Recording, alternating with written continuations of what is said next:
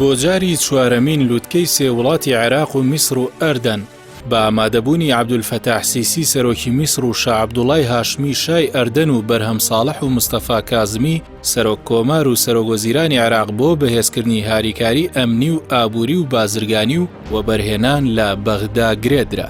پەیوەندی عێراق و ئەردەن و میسر بابەتێکی نوێ نییە، بە تایبەتی لە سەردەمی ململانەی عەرەب و ئیسرائیلدا. هەمیشە سوپای عێراق پشتیوانێکی بەهێزی ئەو دوو وڵاتە بووە. لە هەشتاکاندا کە ڕژەمی بەعز جەنگی بریکارانەی 8 ساڵی لە دژی کۆماری ئیسلامی ئێران هەڵگیرساند، نارانی سیستمی نوێی تاران لە ناوچەکەدا کە هاوپەیمانی مێژووی ویلایەتە یەکگرتووەکانی ئەمریکان، لەوانەش میسر و ئەردەن بە هەموو شێوەیەک یارمەتی ڕژەمی بەغدایان دەدا و هاریکاری سەربازی و سیاسی و ئابووری و بازرگانیان گەیاندە ئاستێکی گەورە. کارگەیشتە ئەوەی جگە لە بەشداری سوپاکانی میسر و ئەردەن لە جەنگدا زیاتر لە 1 ملیۆن کرێکاری میسری لە ناو عێراقدا کاریان دەکرد و بوو شادەماری خوێنبەر بۆ ئابووری قاهیرە. بەندەری عەقەبەی ئەردەنیش بوو بۆ شادەماری بازرگانی استراتیژی عێراق لەگەڵ جیهان.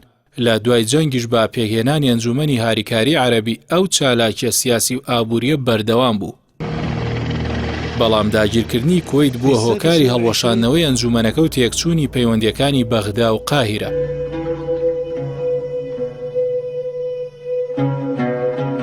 دوای داگیرکردنی عێراق لە 2003دا و تێکچوونی دۆخی عێراق بەهۆی سەرنەکەوتنی ئەمریکا لەوەی بتوانێت عێراق بکاتە دەسەڵاتێکی دیموکرات و گەشەکردوو، بە پێچەوانەوە عێراقی کردە ناوەندی هەژمونی ناوچەیی و جیهانی و سەنگەربەندی میحوەری ئەمریکا و سعودیە و ئیمارات لەلایەک و تەوەری ئێران و تاڕادەیەکیش تورکیا لەلایەکی ترەوە.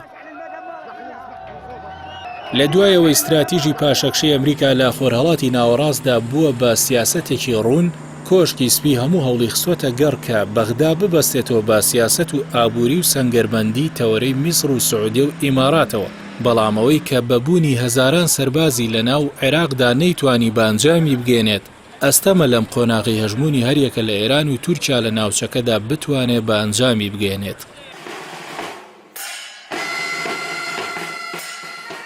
لە دوای قەیرانی کۆیت ئەوە یەکەم جارە سەرۆکی میسر سەردانی بەغدا دەکات.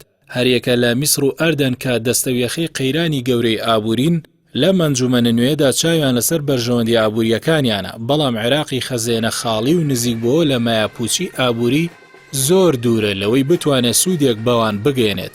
بە تایبەتی جوگرافیای سیاسی عێراق ناتوانێت وڵاتە لە هەژمونی دووتەوەرەی بەهێزی ناوچەکە بباتە دەرەوە، با تایبەتی لە ڕووی سیاسیەوە لایەنە سیاسیەکانی سەر بەو دوو وڵاتە لە جونگەکانی دەسەڵاتدا بوونی جددیان هەیە و شادەماری ئابووری عێراقیش بەو دوو وڵاتەوە بەسراوەتەوە کە قەبارەی بازرگانی ساڵانەی وڵاتەکە لەگەڵیان دەیان ملیار دۆلارە.